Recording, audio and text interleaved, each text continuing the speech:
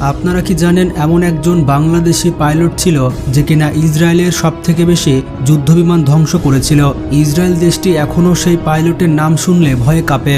গর্বের বিষয় হচ্ছে তিনি ছিলেন বাংলাদেশি পাইলট। আজ পর্যন্ত ইসরায়েলের সবথেকে বেশি যুদ্ধবিমান ধ্বংস করার রেকর্ড বাংলাদেশি পাইলটের কাছে রয়েছে। তিনি ছিলেন বাংলাদেশি পাইলট সাইফুল আজম। সাইফুল আজমের সেই বীরত্বের কথা আজও শ্রদ্ধা ভরে স্মরণ করে ফিলিস্তিনিরা।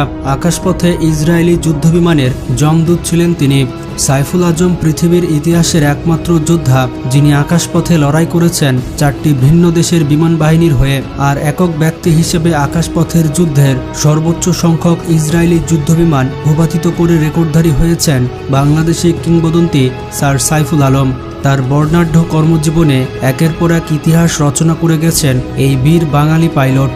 পুরো পৃথিবীর 22 জন লিভিং ইগলের অন্যতম শ্রেষ্ঠ বৈমানিক ছিলেন বাংলাদেশের গর্ব সাইফুল আজম। 1967 সালের আরব ইসরায়েল যুদ্ধে সাইফুল আজম ছিল ইসরায়েলি বাহিনীর কাছে এক ভয়ঙ্কর আতঙ্কের নাম। সাইফুল আলম একদিনেই 4টি ইসরায়েলি যুদ্ধবিমান ভূপাতিত করে এবং ইতিহাসে রেকর্ড সৃষ্টি করেছেন। তার এই রেকর্ড আজ পর্যন্ত কেউ ভাঙতে পারেনি। সময়টা ছিল 1967 সালের 5ই জুন। ভোরের আলো ফোটার আগেই মিশরে অতর্কিত হামলা করে বসে ইসরায়েলের বিমান বাহিনী।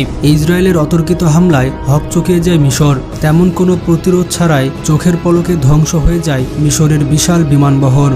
মিশরের শত শত যুদ্ধবিমানগুলো একবারের জন্য আকাশে ওড়ার সুযোগ পায়নি। ইসরায়েলের হঠাৎ অতর্কিত ব্যাপক বোমাবর্ষণের কারণে মিশরের বিমান ঘাঁটি, রানওয়ে সহ বিভিন্ন স্থাপনা ধ্বংসস্তূপে পরিণত হয়।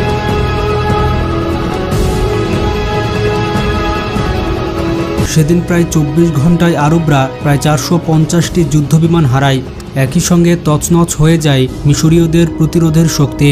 মিশরের বিমান বাহিনীকে ধ্বংস করে ইসরায়েল নজর দেয় আরেক প্রতিবেশী জর্ডানের দিকে।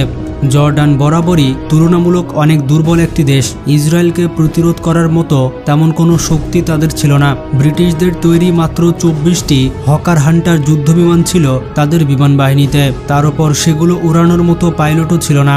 এর পাশাপাশি ইসরায়েলের অত্যাধুনিক সুপারসোনিক ফাইটার জেটগুলোর তুলনায় জর্ডানের হকার হান্টার যুদ্ধবিমানগুলোর সক্ষমতা ছিল অতি নগণ্য। তবুও ইসরায়েলের বিমান হামলা ঠেকাতে মাফরা বিমান ঘাঁটি থেকে হকার হান্টার যুদ্ধবিমান নিয়ে বুক চিতিয়ে উড়াল দেন বাংলাদেশি পাইলট সাইফুল আজম। আর সেই হকার হান্টার যুদ্ধবিমান দিয়ে ক্ষিপ্র গতির 2টি ইসরায়েলি সুপারসোনিক যুদ্ধবিমান ধ্বংস করে। সাইফুল আজমের অব্যর্থ আঘাতে ভূপাতিত হয় ইসরায়েলি সুপার মিস্টের যুদ্ধবিমান। আরেকটি আঘাতে প্রায় অকেজো হয়ে ধোঁয়া ছাড়তে ছাড়তে কোনো মতে পালিয়ে ইসরায়েলি সীমানায় গিয়ে আছড়ে পড়ে আরেকটি বিমান। সেদিন বৈমানিক সাইফুল আজমের অকল্পনীয় বীরত্বের কারণে ইসরায়েলের পুরো পরিকল্পনায় ভেস্তে যায়। উল্টো নিজেদেরই 3টি যুদ্ধবিমান হারায় ইসরায়েলি বাহিনী। সাইফুল আজমের এমন বীরত্বের কারণে জর্ডান সরকার তাকে পুরস্কার স্বরূপ হুসামি ইস্তেকালাল সম্মাননায় ভূষিত করে। সেদিন বাংলাদেশি পাইলট সাইফুল আজমের অসীম সাহসিকতায় জর্ডান রাষ্ট্র হিসেবে পৃথিবীর মানচিত্রে টিকে আছে। যদি সেদিন সাইফুল আজম ইসরায়েলের আক্রমণ রুখে দিতে ব্যর্থ হতেন তাহলে আজকে জর্ডান নামের পৃথিবীর বুকে কোনো রাষ্ট্র থাকতো না। জর্ডান পুরোপুরি ইসরায়েলের দখলে চলে যেত। জর্ডান রক্ষা করার পরদিনই তার দায়িত্ব পড়ে ইরাকের রাজধানী বাগদাদ বিমান ঘাঁটিতে। সেখানে তার অসাধারণ কৃতিত্বে ইরাকি বৈমানিক দলের কাছে চরমভাবে পরাজিত হয় ইসরায়েলেরা। 7 জন ইরাকের বাগদাদ ও আল ওয়ালিদ ঘাঁটি রক্ষা করার দায়িত্ব পড়ে এক ইরাকি বৈমানিক দলের কাঁধে। আর সাইফুল আজম ছিলেন সেই দলের অধিনায়ক। সেদিন 4টি ভেটর বোম্বার এবং 2টি মিরেজ 3C যুদ্ধবিমান নিয়ে আক্রমণ চালায় ইসরায়েল। ইসরায়েলের একটি মিরেজ যুদ্ধবিমানে ছিলেন ক্যাপ্টেন গিডিয়ন ড্রোর। ইসরায়েলি ক্যাপ্টেন ড্রোরের গুলিতে নিহত হন সাইফুল আজমের উইংম্যান এবং তার হামলায় ভূপাতিত হয় 2টি ইরাকি বিমান। কিন্তু পরক্ষণেই এর উপযুক্ত জবাব দেন সাইফুল আজম। তার অব্যর্থ টার্গেটে পরিণত হয় ইসরায়েলি বিমান বাহিনীর ক্যাপ্টেন ড্রোরের মিরেজ 3C ফাইটার যুদ্ধবিমান। সে আঘাতের পর বাঁচার উপায় না পেয়ে যুদ্ধবন্দী হিসেবে ধরা দেন ইসরায়েলি ক্যাপ্টেন ড্রোর। ইসরায়েল তাদের এই ক্যাপ্টেনকে মুক্ত করতে তাদের কারাগারে আটক থাকা সহস্রাধিক জর্ডান ও ইরাকের সেনাকে মুক্তি দিতে বাধ্য হয়। আরব ইসরায়েল যুদ্ধের প্রথম 72 ঘন্টার মধ্যেই সাইফুল আজম একটি অনন্য রেকর্ড তৈরি করেন। ইতিহাসে তিনি একমাত্র ব্যক্তি যিনি ভূপাতিত করেছেন সর্বোচ্চ 3টি ইসরায়েলি বিমান, যার কারণে নাতাল সুজা সামরিক সম্মাননায় ভূষিত করা হয় তাকে। শুধুমাত্র আরব যুদ্ধে কৃতিত্ব দেখাননি সাইফুল আজম।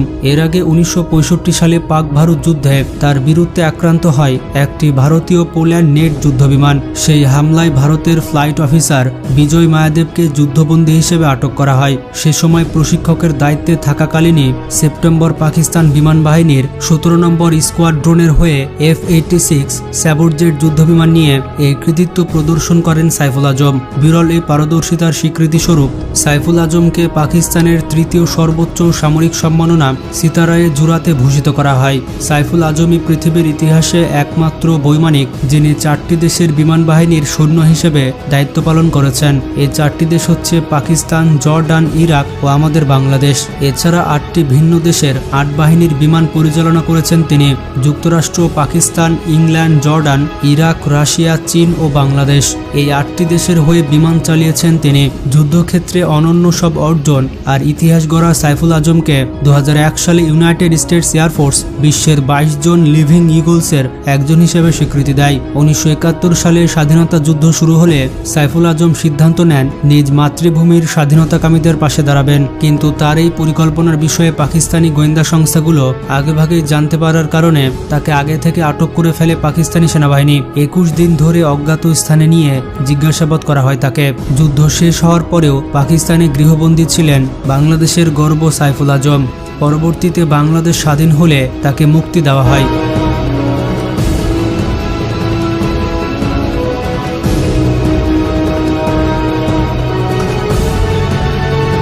বীরশ্রেষ্ঠ মতিউর রহমানের প্রশিক্ষক ছিলেন সাইফুল আজম। এছাড়া বাংলাদেশ স্বাধীন হলে বাংলাদেশ বিমান বাহিনীর হাল ধরেন তিনি। তার হাত ধরেই বাংলাদেশ বিমান বাহিনীর সূচনা হয়। 1977 সালে তিনি বাংলাদেশ বিমান বাহিনীর উইং কমান্ডার পদে পদোন্নতি পান এবং ঢাকা বিমান বাহিনীর ঘাঁটির বেস কমান্ডার হিসেবে নিযুক্ত হন। 1980 সালে সাইফুল আজম বাংলাদেশ বিমান বাহিনী থেকে গ্রুপ ক্যাপ্টেন পদে অবসর গ্রহণ করেন।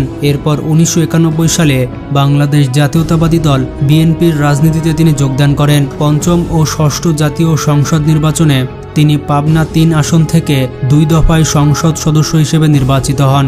দেশপ্রেমিক অকুতভয় এই সৈনিক 2020 সালের 14 জুন দুপুরের দিকে ঢাকা CMH হাসপাতালে শেষ নিঃশ্বাস ত্যাগ করেন। প্রতি বছর তার মৃত্যু তারিখকে ফিলিস্তিনবাসী শ্রদ্ধাভরে স্মরণ করে।